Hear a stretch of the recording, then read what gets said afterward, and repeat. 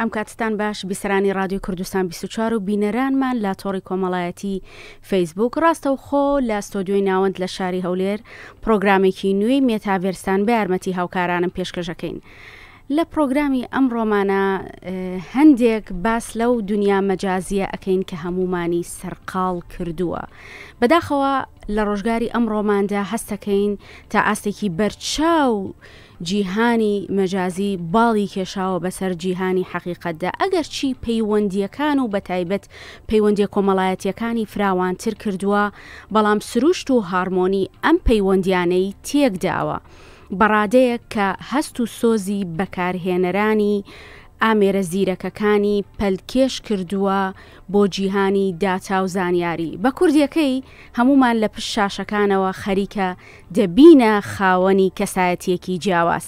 بۆ ئەم مەبەستە ئێمە ئەم پرۆگرامەمان تایبەت کردووە بە باسکردن لەسەر دنیای سۆشال میدیا و دنیای مەجازی و کاریگەریەکانی لەسەر بەکارهێنەران و میوانداری زۆر بەڕێز شەهاب محەممەد قادرمان کردووە کە پسپۆرن و چارەسەرکاری دەرونین. زۆر بەخێر بێی کاک شەهاب. زۆر سپاس دکتۆرە، هەمیشسلام هەیە بۆ هەموو جۆگرانی خۆشەویستی کەناڵ 24. هەر بژیت. مرۆڤی گریمانەی یانی چی؟ یاخود بە شێوازێکی گشتی چۆن ئەتوانین باز لە دنیای مەجازی بکەین؟ خۆی پێشەوەی کە بمان هەیە باس لەو گریمانیە بکەین، با پێشتر بزانین ئەو دنیا مەجازیە چییە. هەروەک دەزانن ینی ژیانی ئێستا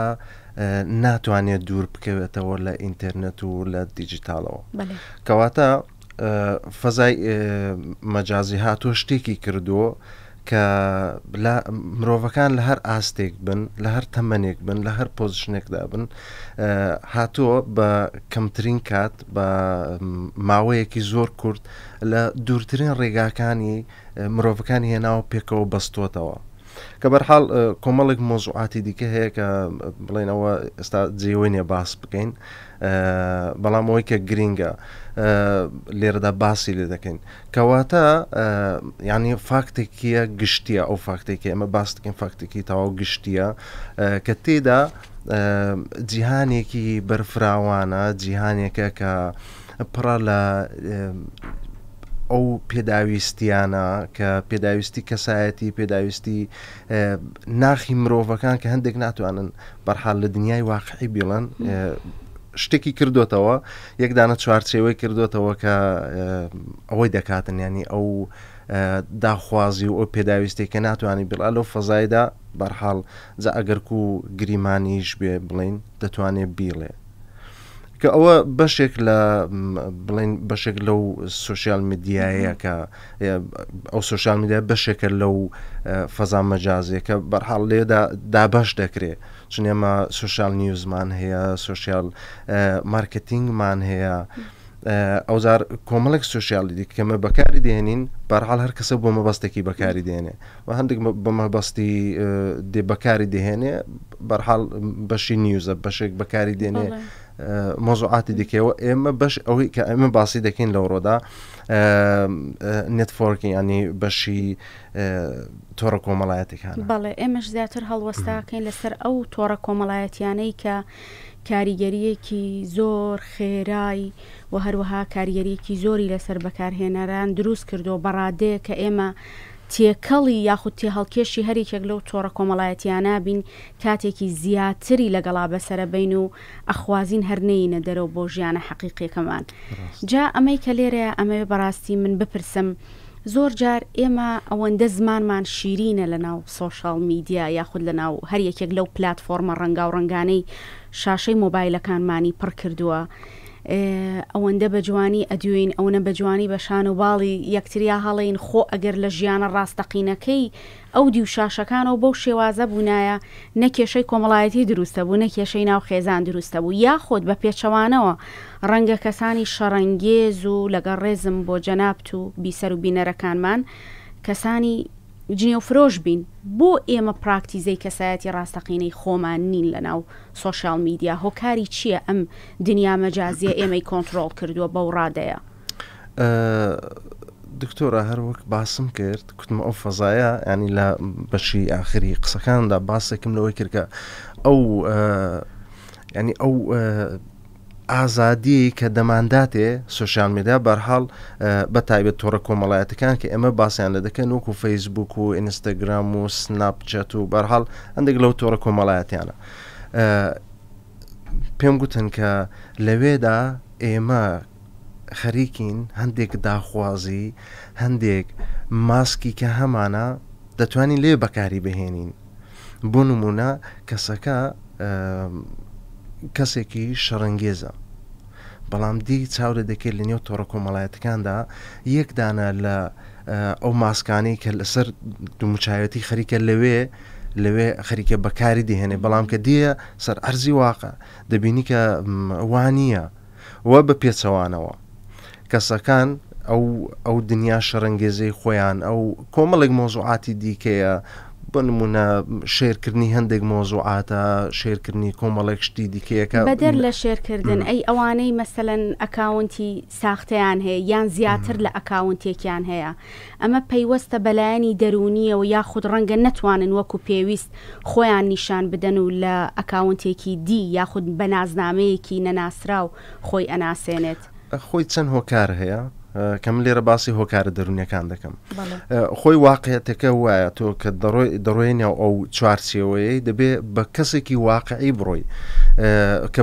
بەداخەوە نەک بڵێن لە وڵاتی ئێمە لە زۆربەی وڵاتەکان و مۆزوعاتە هەیە ینی کەسەکان بە ئەکاونتێکی فەیک دێنە نێو ئەو تۆڕە کۆمەڵایەتیانە یا چەندین ئەکاونتیان هەیە کە هەندێکیان بۆ هەندێک سوود بۆوانە بە تایبەتی مەسەڵەن کۆمەڵی خەڵکەیە کە لەوێدا سوودی پارەی لێوەردەگرێت بۆ نمونە لەگەڵ کچێک یا کوڕێک لەوێدا دەتوانێت لەگەڵ کەسێکی پەیوەندێکی ساسکە کۆمەڵێک ڕسم و ڤیددیۆ شتێ بەرحاڵ فەزایەکی مەجازەیە لێ وەردەگرێەوە بۆوی بە چەندانە ئەکاونتی فێک دەتوانێت پارەی بەدەستێنێ پارەیە کە زۆرتر بڵێن پارەیەکە کە لە ڕێگایەکی نەگونجاوە وە لایەنی دەرونیەکە کەسەکە ناتوانێت بۆ خۆی واقعی بێ کەواتە چ کاریگەریەکی دەرونی بەجێ هێڵە لەسەر ئەم کەسانەی کە زیاتر لە ماسکێک چونکە پێم وایە بەداخەوە بەکارهێنەر هەیە تەنیا یەک ماسکی نییە چەندین ماسکی هەیە ئەمن باش شتێکتان بۆ باسکەم دەڵێ لە ماوەیەکیدا تقریباً 44 میلیۆن ئەو چەوتی ئابی فرۆشرا شینەکان فرۆشرا ئەوەی کە لە ئینستاگرامی هەیە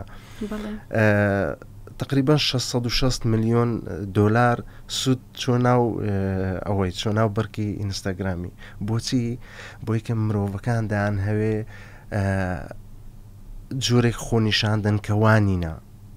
کەواتە ئەمن کەسێک هاتە لام زیاتر لە ئەخە تەلێگرام ئەمن پیابی لە هەتا هەمە یەکدانە یا یەک بۆ دوودانە ئەکاونتمەوە کە ڕقەمەکەم گۆڕیەوە کەسێک هاتە لای من زیاتر لە 12 ئەکاونتی بەس بە تەلێگرامی هەبوو چەند 12 دانە ئەکاونت بەس بە تەلێگرام ینی کە دەڵێ دەچێت ناوڕۆکی ئەو وەزعی چاو لێ دەکەی ئەو بارێکی کۆمەڵایەتی هەیە بارێکی دەرونی هەیە ینی لێکەوتەی هەیە بەڵام کاریگەری دەرونیەکانی زیاترە کاک شەهابلێت نەپرسی بۆ خاوەنی 14 تەلێگرامی جوابەکەی کە بەمنی داوە ئەوەیە کە ئەمن لەگەڵ 14 کەسی جۆرا و جۆر قسە دەکەم و بخۆشم 14 کەسی جۆرا و جۆرم لەگەڵ هەمویان و بەڵام لە کۆتاییدا ئەو یەک کەسە کەواتە 14 ماسک و زائیدەن کەسایەتی خۆی و لە کۆتاییدا ئەو کەسایەتی خۆیەتی کە کەسایەتێکی بریندار و نەخۆشە کەسایەتێکە کە باوەڕی بە خۆی نییە باوەڕی بە جوانەکانی خۆی نیە دەبێ بۆ مەسەڵەن ڕسمی ئەکتەرێکی دادنێ ڕسمی کەسێکی دادنێ کە جوانە ینی ئەوە کۆمەلگا ئەوەی ئەکسپت کردووە سوشال میدیا ئەوەی ئەکسپت کردو زۆرترین لایک و کۆمنتی هەیە کەواتە دەڕوا ئەو ڕسمی دادنێ و بۆ ئەکاونتەی لەگەڵ کەسێکی دیکە قسە دەکە بۆ چون خۆی نییە و هەر ئەوە کۆمەڵێک ینیگە بێم بەشیکەم کاریگەری خراپەکانی دەرونی کە دەکەوێتە سەری یەک پێش هەموو شتێکی کەسەکە تووشی خەمۆکی دەبێ تووشی جیابوونەوەیەک لە کۆمەلگا دەبێت لە واقعیت دەبێت گۆشەگیر دەبێت. کاک شەهاب بەدەر لەوەی باس لەو پێش ئەوەی باس لەو دەرهاویشتە دەرونیانە بکەین لەسەر ئەم گۆڕینی کەسایەتی و دروستکردنی نازنامەی جیاواز بۆ خودی خۆمان ئەمە حەز و ئارەزووی خۆمانە کە ئەمانەوێ بەو شێوازە دەرکەوین لەم دنیا مەجازیەدا کە دنیایەکی فەزایەکی ئازادی بێ کۆنتترۆڵە یان نەخێر ئەو تۆڕە کۆمەڵایەتیانە وای لە ئێمە کردووە کە بگۆڕین وەکو خۆمان دەرنەکەوین. تۆڕە کۆمەڵایەتەکان دوو بەشی هەم پۆزیتیڤی هەم نێگەتیڤی ینی هەم ئەرێنێ هەم نەرێنیە. بەشی ئەرێنەکەی ئەوەیە کە کۆمەڵک شتی باشیە، بەشی نەرێنەکەی ئەوەیە کە بۆمان هەڵدەبژێرێ. ئێمە لە دنیایەکی داینکە هەموو ڕۆژێشتەکان ینی بە چرکەت چاودا دەخەی هەندێک شت دەگۆڕدرێ. بۆیە بەردەوام ئەو تۆڕە کۆمەڵایەتیە کە ئەوەندە بربڵاوە جیهانێکی زۆ بەرفانی کە تێدا شۆر دەبێەوە دەزانی کە چەندە وحشت ناکە چەندە ترس ناکە. بۆیە لە یەبوومان هەڵدەبژێرە کە من دەبێت پرچم چۆن بێ بۆم هەڵدەبژێرێ کە من دەبێ لوتم چۆن بێ کە من دەبێت چۆن دەبێ مەسەڵەن چۆن بەڕێگادا بڕۆم. بۆیە چمان بۆ ساز دەکا کە ئەمن دەبێ ماسک لێدەم دەبێ وە دوی وەیکەوم ئەو شتێک کە بۆیان داناوم. ینی هیچێک لەوانە هەڵبژاردەی خۆمان نینە. ئەوەی کە هەڵبژاردەی خۆشێتی زۆر دەگمەنە ینی کەم دەدیترێت لەگەڵ ڕێزم بۆ هەموو ئەو کەسانی کە لەو تۆڕە کۆمەڵایەتیاندانا بەڵام کەم دەتوانی ببینیەوە کەسێک کە بۆ خۆی بێ ینی لەو تۆڕە کۆمەڵایەتەوە بێ ماسک بێتە ژوورێ. بەڵێ کەواتە لە قسەکانی جەنابەت کاک شەهاب ئەوە دەرەکەوێت کە ژینگە و خەسڵەتە تایبەتەکانی سۆشال میدیایە کە ئێمە بەم چەشنە دەرەکەوین واتە یارمەتی دەرە بۆ ئەوەی کە ئێمە لەناو ئەم جیهانە گریمانەی یا ببینە کەسانێکی گریمانەی واتە دوور لە ڕووی تۆ بینەر و بیسەرەکانمان بووینەتە کەسایەتیەکی دووڕوو ئیزدیواجێت وەکو عەرە بەڵێ. باشە بۆ جاران خەڵک لە نێوان ئەفسانە و حەقیقەتدا هەمیشە حەقیقەتی هەڵەبژارد بەس بۆ ئێمە ئێستا لە نێوان گریمانە و لە نێوان حەقیقەتدا ئەم جیهانە گریمانەیە ئەم مەجازیە هەڵەبژێرین هۆکارەکەی چییە زیاتر حەز بەمانەوەکەین لە ناو مەجازیە وەک لە حەقیقەتی خۆمان؟ تەمەشا ئەگە چاو لە زۆر ناڕۆم بڵام وەڵاهی 50 ساڵ لەمەوبەر بەس تەمەشای 20 ساڵ لەمەوبەر دەکەین هەتا ئێستا. ئەوە زۆر نایخەمە بواری گشتی و بەڵام زۆر جیهانی ئەو شتە ئەو قسەی دەکەم بەڵام باس لە کۆمەلگای خۆمان دەکەین چون دیارە یەک لە ئامانجەکانی ژەوەیە کە ئێمە بۆ کۆمەلگای خۆمان قسە دەکەین. ینی بۆ کەسێکی ئەمریکی قسە ناکەین کە زۆر لەو شتانە بۆتەوە بۆ کەسێکی ئەوروپی قسە ناکەین کە دەزانێ چۆن کەسەکان دیارن لەوێ کەسێک کە بە واقعی بێتە نێوێ و کەسێک کە بە ینی بڵێن بە فێکەوە داخلی ئەو شوێنانە بێ. بەڵام ئەوەی کە پێشتر ئێمە خولیای واقعیت بووین بۆ چون پەیوەندەکانمان واقعی بوون. ئێمە مەسەڵەن بۆ خۆشتان 20 ساڵەوەی پێش لەگەڵ ئامۆزا و خوشکەزا و برازا و خاڵ و باپیر و هەموو ئەوانە پەیوەندێکی ڕاستە و خۆتە بۆ خۆ ئەوە نەبوو مەجازی بڵام وەڵاهی غەریبیتان دەکەم و لەوانەیە غەریبیشم نەکردبێ. بۆیە چ دەبێ ئێمە خەریکین لەو حاڵەتە واقعی دوور دەکەوینەوە و دوورتریش دەکەوینەوە بە دڵنیایەوە زۆر فاسیلە دەکەوێتە ئەو واقعێتە لەگەڵ ئەو گریمانەیە کە ئێمە لە مێشکی مرۆڤەکانماندا هەیە و بە تایبەتی لە کۆمەلگای خۆمان چون ئێمە ئەو بەشێکی پەیوەندی بە کەسایەتیەوە هەیە. ینی هەندێک کەسایەتی هەیە کە حەز دەکات لەو حاڵەتە گریمانەیەدا بمێنێتەوە بۆ چون یەک لەوانەیە باوەڕی بە خۆی نەبێ بۆیە دەبێت چ بکە دەبێت شوێنێکی ئەمن هەڵبژێرە بۆی کە تێیدا ئەو شتێک کە بە واقعی دەهەیە بەڵام ناتوانێت دەبێت بیکایاننا بۆی کە بەتاڵ بێتەوە چ دەکات دێ بەرحاڵ ئەو شوێنەی هەڵدەبژێرێ بە شوێنێکی باشە بۆ هەڵبژاردەیوی ینی هەڵبژاردەیەکی باشە. کەواتە ئەمە ڕاکردن نییە لە واقع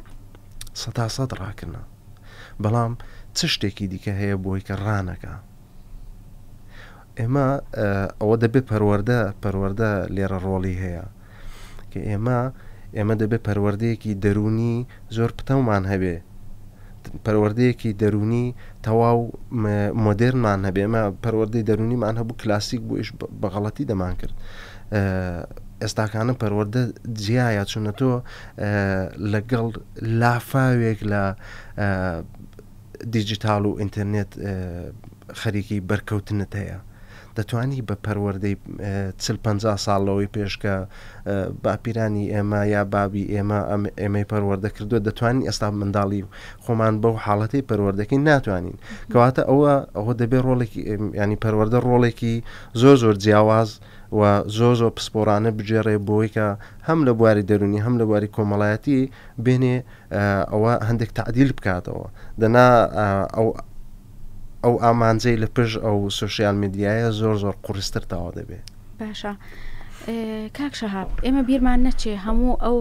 هەڵس و کەوت و دیالۆگ و لایڤ و نووسینانەی کە هەیە لە ناو سۆشال میدیادا و پراکتیزەی کەسایەتیەکی دووەم یاخود ماسکی دووەمیان نازنامەی دووەممانەکەین هەمیشە قسەی جوان و بریقەدار نییە. زۆر جار هەندێک لایڤ هەیە یاخود هەندێک دیالۆگ هەیە شەرم دەکەین بەڕاستی کە گوێبیستی بین یاخود بیان خوێنینەوە. باشە لەگەڵ ئەوەشا ڕێژەیان هەتا دێ زیاتر دەبێ و بینەریان هەتا دێ زیاترە بێ بۆ کەسانی پسپۆڕ و لایانی پەیوەندیدار بێدەنگن. پرسیارێکی زۆر جوانە. ئەمن تقریبان 6 مانگ دەبێ ئەگەر نەزانم ئێستا پێیان خەتم پێم نیشان 6 مانگ دەبێت لەسەر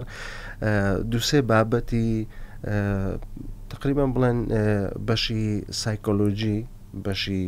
دەرونی ئەمن چەند دانیشتم داناوە تقریبان بڵێن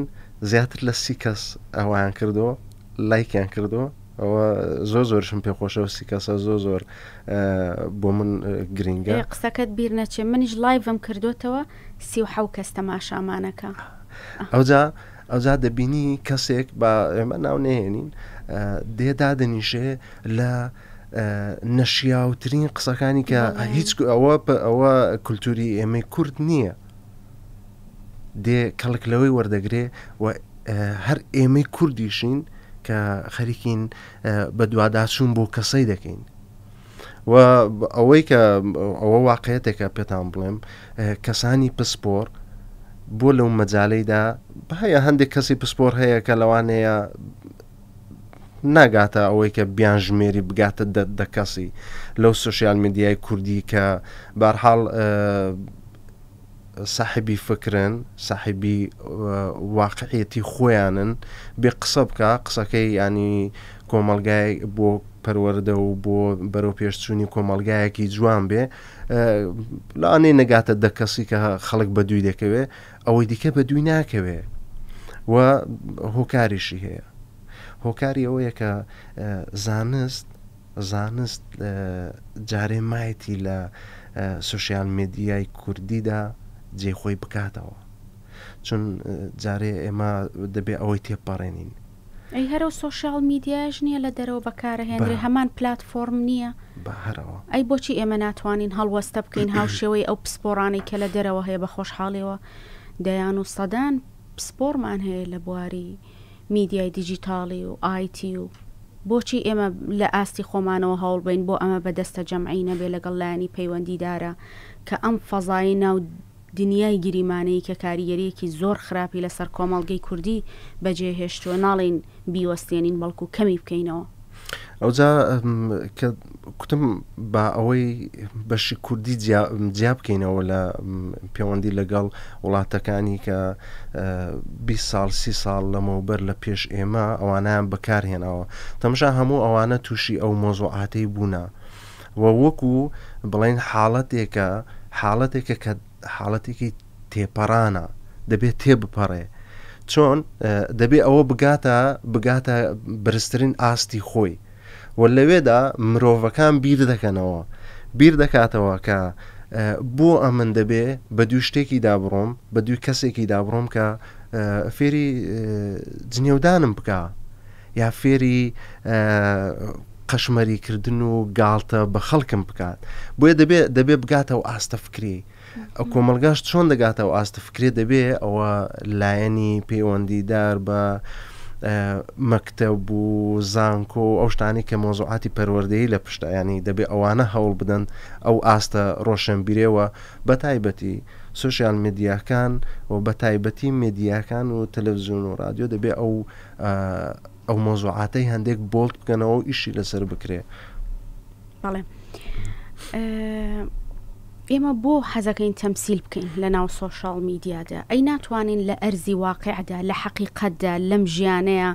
بتوانین پراکتیزەی ئەو تەمسیلە بکەین بیکەین بە واقع هۆکار چییە؟ خۆی لەسەر و تەمسیلەی ڕەنگە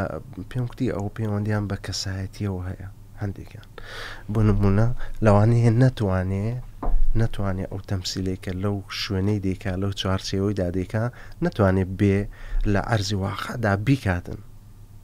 لەوانەیە ڕووی نەبێ شەرم بکە مەسەلەن کەسێک تەمسیلی شتێکی دەکا لە سوشیال میدیا تەمسیلێک دەکا بەڵام ئەتۆ هەروەرە